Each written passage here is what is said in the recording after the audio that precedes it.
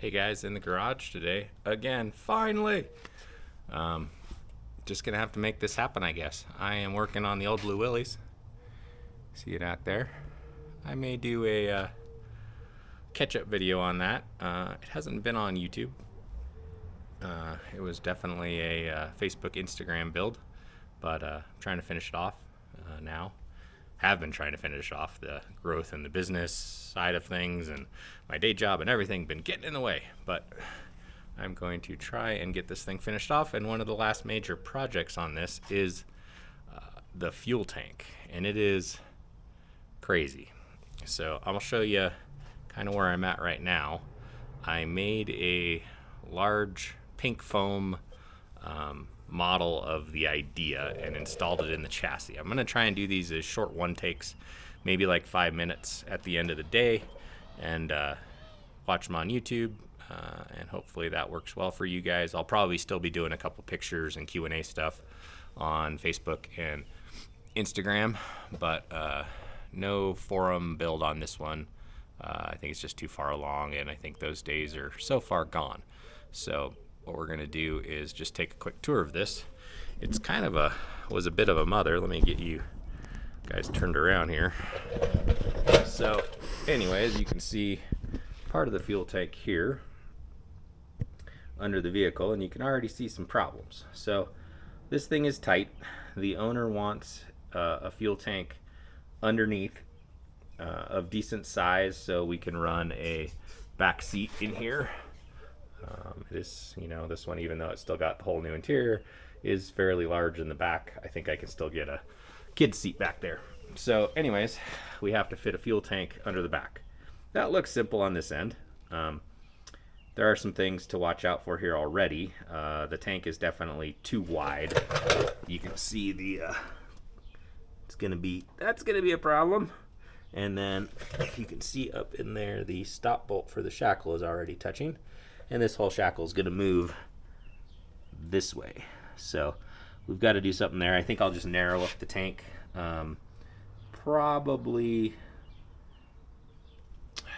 I'm gonna go 1/2 inch per side to start. It's always going to be easier to take more material off, I think, than going too far. This is definitely going to be a problem.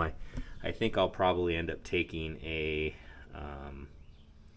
doing a different kind of fastener on it to gain a little space, maybe seeing if I can bend this out of the way a little bit more. But in general, all this is going to move this way too, so I think I'll take a 1/2 inch, maybe 3/8 of an inch, or 1/2 inch or 3/4 of an inch off that. I got to do something up here with this bolt that contacts. It's for the anti-inversion on the shackle, kind of like a limit strap. And so that's the back half. I think I'm going to taper this from the bumper down to this point, put a nice shape in it. That'll help out, I think, a few places. Overall, it's just kind of wide. I still have about 1.5 inches to work with up in here. I am going to be mounting the fuel pump here. This is going to be an access panel for the fuel pump, but that's not really where it gets crazy, and here's where things are going to get weird. So here you can see the other part of the tank. So this tank is going to have a forward section past the main body of the tank as kind of a saddle tank system. It goes up basically on the side of the diff, over the diff axle tube area, comes up towards the transfer case, but not too far, so that we can take off the transfer case if we need to by dropping everything down and then taking the transfer case off this way, so hopefully the fuel tank will be able to stay up in there. How that section of the fuel tank transfers to the main part of the tank where the fuel pump is going to be pretty crazy. I'm going to save that, but I'll let you guys guess on it for a bit. But in general, you can see this side of things actually fit better than the back side of things. We avoided this spring mount. These tubes go to the belly pan stuff, skid plate. All that'll come off, or have room still. It will kind of almost basically touch the hat channel up there. Drive shaft clearance looks pretty good. I think this big scallop here around the diff will have to get a little larger. I'll sand that out till it looks good. This corner right here, you can see, needs to get a little angle on it or something to avoid this rib as the axle compresses. This thing's gonna still have yay much compression travel.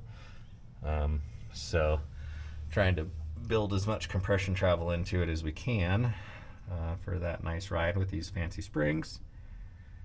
So that's where we're at on this half of it. So you can see here that definitely needs to get narrower. But all those changes, turn it around here. Ooh, yeah, nice and comfy under here now, right? So all those changes are gonna decrease in capacity a little bit, which I'm not thrilled with, but we are shooting for 20 gallons underneath the vehicle in a single tank.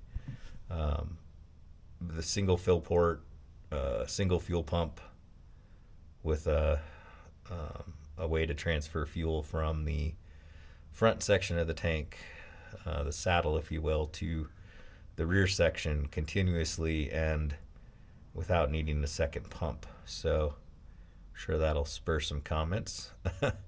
But that's where we're at right now. So this went a little longer than I thought, but let me know kind of what you think of these one take end of the day videos. I'm going to post them up on YouTube, Brennan's Garage. You know, definitely subscribe and like and comment mostly. I am going to be using this as a substitute for forums for right now. I love forum builds, but there's not a lot of traffic there.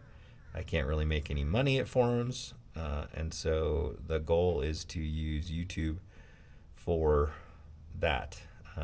You know, eventually, hopefully I can get this little channel monetized, and it gives me another thing to do to fund new developments, builds, all those things that I like to do, and you guys hopefully like to watch. So thank you very much for tuning in, and we'll talk to you again later soon. I'm gonna try and make this a daily thing. I'm gonna try and do it every day this week. So come back and watch the other days. All right, thanks guys. Bye.